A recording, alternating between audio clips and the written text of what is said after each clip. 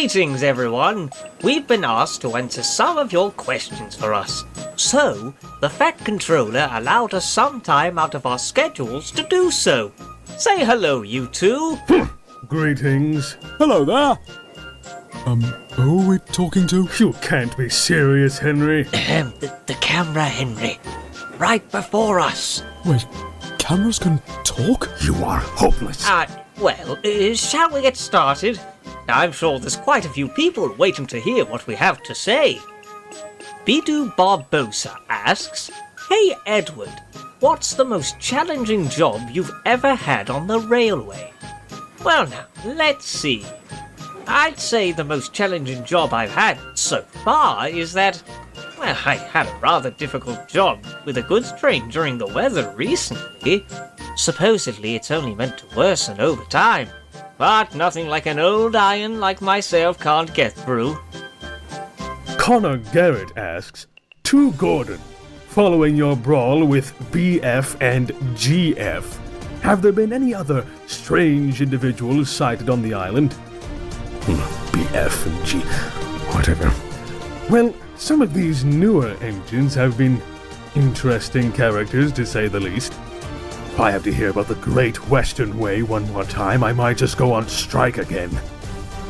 CG Manley asks, Henry, the next time you pull the flying kipper, do you sometimes worry that the boy and girl who convinced you to sing will ever come back?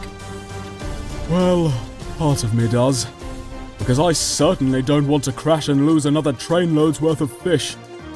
The other part of me, on the other buffer, hopes they do come back, so that I can be the one to send them packing. For Gordon, what does it feel like to be the fastest train on the railroad? Absolutely spectacular, that is all. To Henry, do you think you can go a whole day without your special charcoal? First of all, I don't use charcoal. I'm an engine, not a barbecue. Secondly, ever since my rebuild, I haven't had to use my special coal as much, so yes, I could. It also saves money on importing it from Wales, I suppose.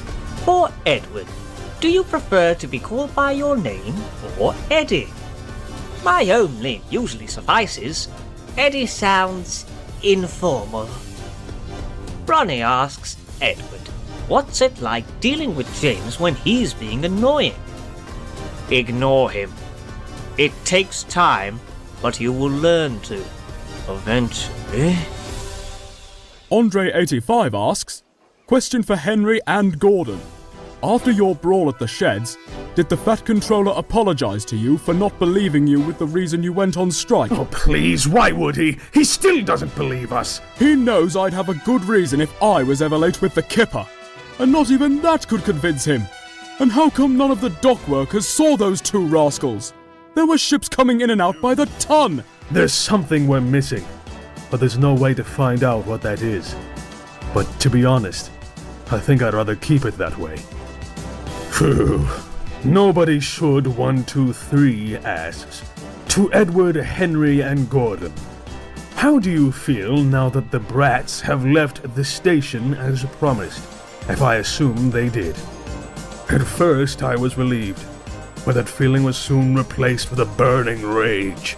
These intruders barged onto our railway with no regard for any of us and got away with it. Got away with it? What on earth are you? And what makes it worse, we were the ones punished for it, without any kind of investigation. I mean, whatever happened to innocent until proven guilty? Just a moment, both of you. Can someone tell me just what in the blue blazes are you two on about? Edward, you must have heard about the crashes James and I both had. Of course I did, Henry. I didn't think someone to be the cause of such. Purely an unfortunate coincidence is what it merely seemed to be. Edward, has your smoke box cracked? Gordon, back me up here. Those two gremlins were running amok on a total of 7 separate days, Edward. Not only did they intentionally delay Henry and hijack James, they waited for their repairs to be completed before they approached me. Their only intentions when they came to this island were to cause as much trouble as possible. Cinders and ashes? I had no idea. They didn't seem to have set intention when they approached me. When they what? You've seen them? A young boy and girl, one with blue hair and a brunette with him. From what I recall, all they told me was they provoked you, Gordon. I honestly had no clue what else they'd gotten up to. Oh. So, we weren't the only ones to have been tricked by those two, it seems. I've heard enough. It has been quite some time, yes.